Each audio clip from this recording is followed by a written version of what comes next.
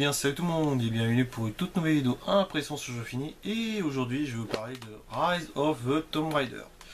Donc là j'enchaîne ma troisième vidéo impression après Borderlands Pre-Sequel et Sniper Elite 3. Mais j'attaquerai en priorité Tomb Raider sur ma chaîne. Donc alors, qu'est-ce que j'en ai pensé de ce jeu là?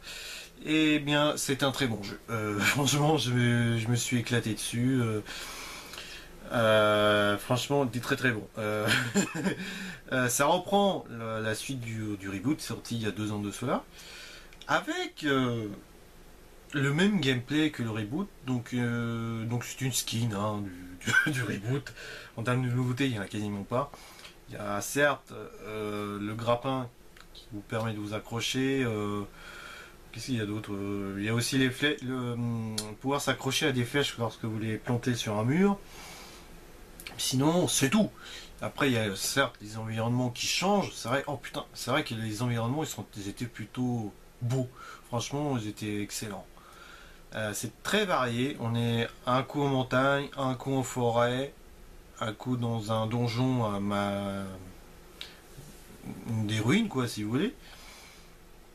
Après, c'est vrai que il a d'énormes ressemblances au reboot. Que ça soit déjà au niveau des ennemis, si vous vous souvenez un peu des Solari et là des immortels qu'on affronte, c'est la même chose.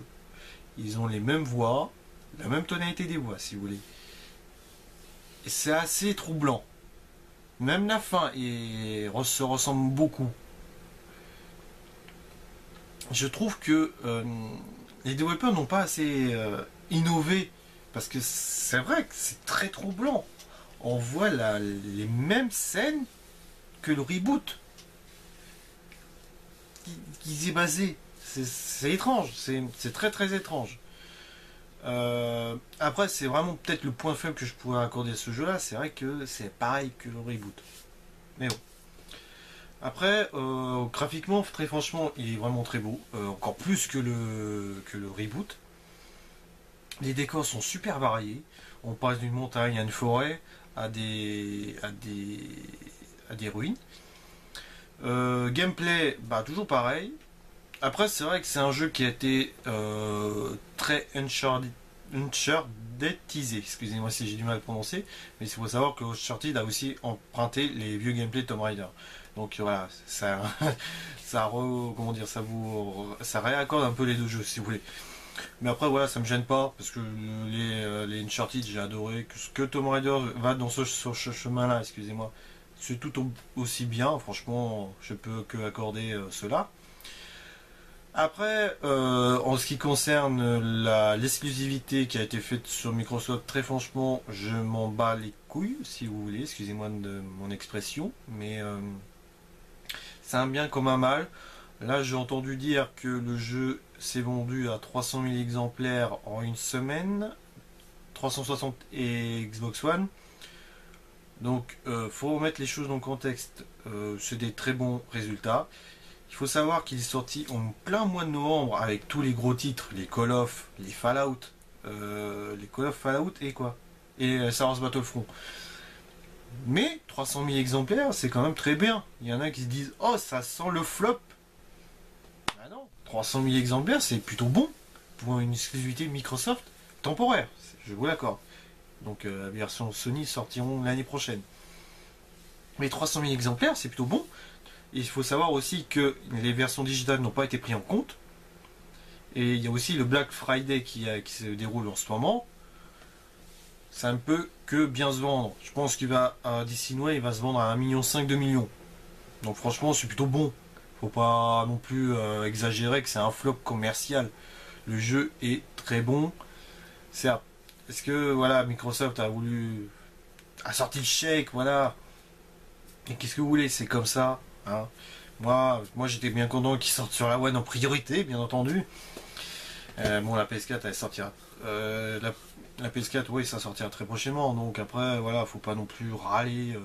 Certes, ça vous incite à acheter une console Microsoft, mais bon, maintenant 360 ça vaut plus rien, donc arrêtez de déconner les mecs. Maintenant c'est une exclusivité temporaire, donc voilà. Après, bon, je reviens plus sur ce que je viens de dire, sur soi-disant le flop que je vois sur les sites internet. Pour ma part, ça ne l'est pas du tout. Après, scénaristiquement, c'est bien, sans plus. C'est très Indiana Jones, quoi. Version féminine. Qu'est-ce que je dis? La bande son plutôt bonne, hein, franchement, dans la lignée du reboot. La voix française de Lara, j'adore. Après, ce qui m'a un peu interloqué, c'est le personnage de Jonah qui a été un peu plus en retrait par rapport au reboot. Et d'ailleurs, qui se ressemble pas du tout, parce que maintenant il a les cheveux assez houpettes, si vous voulez. Voilà, Jonah, c'est dommage. C'était le seul perso qu'on voit, qui était dans l'ancien opus. Voilà, après, non, c'était un bon jeu. Moi, j'ai bien aimé. Ce sera certainement dans mon top 5. Donc, il y en a. Je vous dis pas. Hein, je vous spoil pas mon top 5. Vous le verrez très prochainement en vidéo. Mais franchement, je vous le conseille absolument de Tomb Raider. Pour ceux qui ont été fans du reboot, bah allez-y. Hein, certes, c'est la même chose. C'est la même chose que le reboot, mais franchement, il est très très bon. Après, voilà, c'est un change d'univers, ça change de scénario.